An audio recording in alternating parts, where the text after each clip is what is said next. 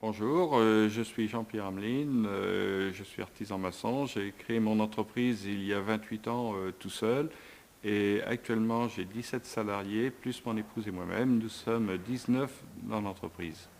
Je suis conseiller professionnel à l'UNA Maçonnerie carrelage à la CAPEB. Donc c'est à ce titre-là que j'ai travaillé sur le mémo chantier sur les fondations de maisons individuelles. Nous sommes là actuellement sur un terrain où va être construite une maison.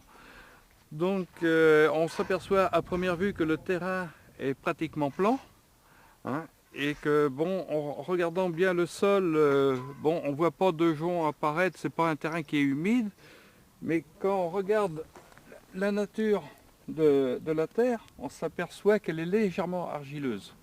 Donc il va falloir en tenir compte pour creuser les fondations et pour établir la bonne profondeur des fondations. Une fois le terrain validé, on passe à l'implantation. C'est une étape qui est très importante pour bien délimiter les angles de la maison, hein, pour pouvoir décaper sur l'emprise de la maison et éviter de décaper tout le terrain pour un emplacement de maison.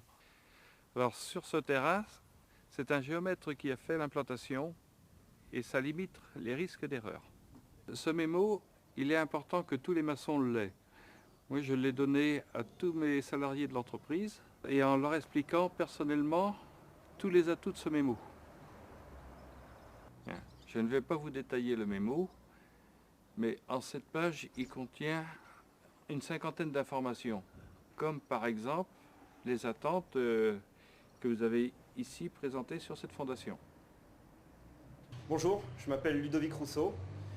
J'ai un BP et je travaille dans le bâtiment depuis 5 ans. À propos du mémo chantier maison individuelle, j'ai appris des choses concernant le sous-sol et la responsabilité du dégagement du terrain.